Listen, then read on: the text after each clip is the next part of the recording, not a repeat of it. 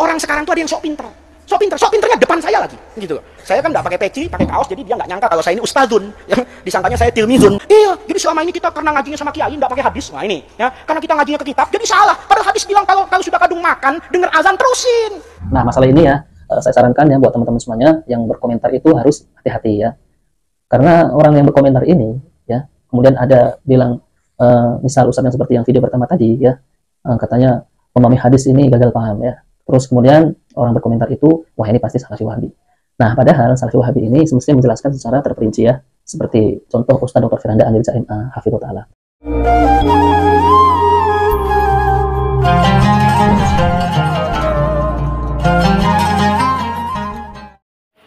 Assalamualaikum warahmatullahi wabarakatuh.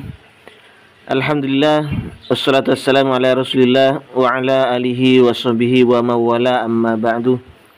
Sahabat-sahabat Aswaja, seluruh subscriber, seluruh penonton semuanya tanpa terkecuali, semoga Allah subhanahu wa ta'ala senantiasa memberikan rahmatnya, taufiknya, hidayahnya, maghfirahnya, memberikan kelancaran rezeki dan kesehatan kepada kita semua. Amin Allahumma amin.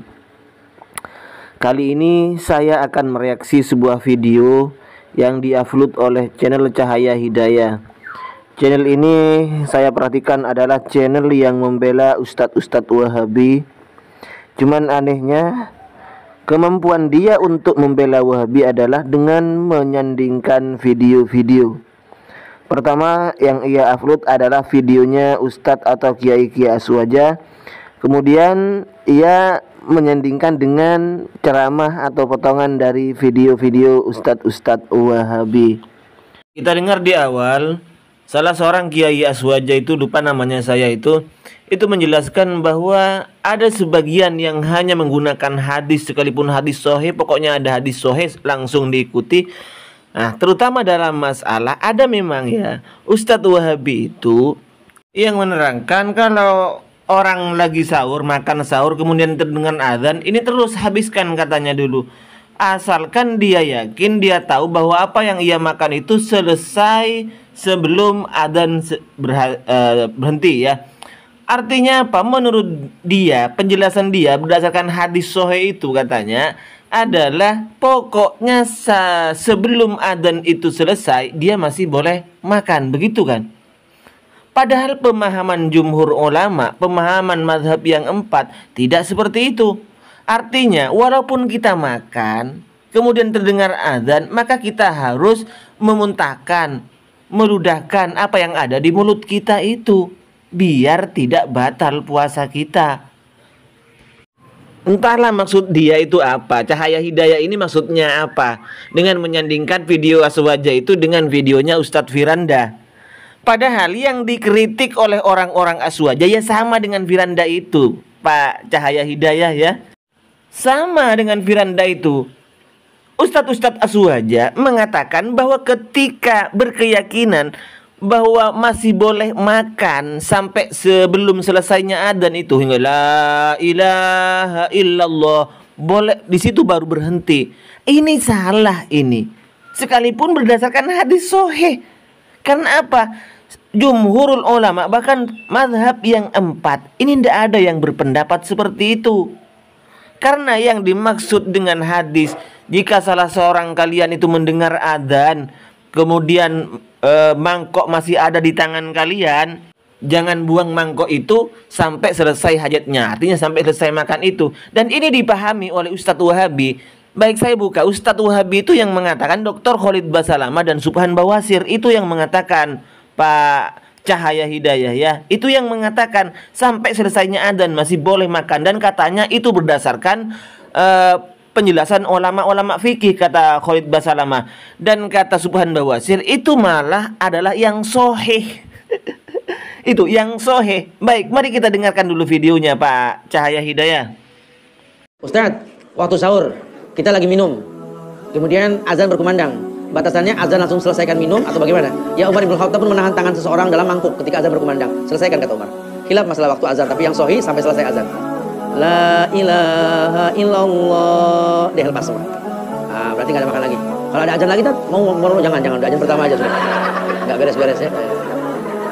Azan yang pertama kita dengar ya. Kata Nabi SAW, kalau kalian sedang mendengar azan, ya, dan di tangan seseorang di antara kalian masih ada sesuatu, minuman, makanan yang sedang dia punya, selesaikanlah. Kata ulama fikih, selama belum selesai azan masih boleh. Tapi ini bukan berarti azan baru siapin satu piring ya pada waktu azan itu. Bahkan ada sebuah hadis Nabi SAW yang berbunyi, kalau di tangan seseorang di antara kalian ada sesuatu, misalnya dia lagi makan setengah kurma, atau dia lagi mau minum obat, pas azan, maka dia selesaikan hajatnya, asal dia tahu selesai sebelum selesai azan. Nah, itu ya Pak Cahaya Hidayah, dengarkan Anda. Dua orang ustadzmu itu, yang pertama itu Ustadz Subhan Bawasir. Dia mengatakan yang sohe, memang ada khilaf ulama ya, tapi yang sohe adalah yang memperbolehkan masih sampai selesai adzan. Baru ketika la ilaha illallah boleh ndak boleh makan minum. Itu penjelasan Subhan Bawasir. Yang kedua, penjelasannya Ustadz Khalid Basalamah. Dengar Anda kan? Sama juga sampai selesainya adzan subuh dikumandangkan itu masih boleh. Ketika ada obat di tangan, ada kurma misalnya, boleh masih dimakan. Padahal bukan jumhur ya, sudah sepakat ulama. Silakan cek sampean di seluruh kitab madhab yang 4 itu sudah sepakat. Bahkan syekh Anda Ibnu Bas, Utsaimin, kemudian Soleh Al-Munajjid itu juga sepakat bahwa tidak boleh sudah ketika sudah adzan terdengar dan adzan ini pertanda adzan masuknya waktu, maka sudah tidak boleh. Karena di Indonesia adzan itu ya adalah pertanda masuknya waktu. Karena ketika adzan orang itu sholat subuh. Berarti kalau adzan itu bukan pertanda masuk subuh, berarti tidak boleh sholat subuh orang masih itu. Batal kalau seperti itu orang sholat subuh. Tidak sah berarti ya.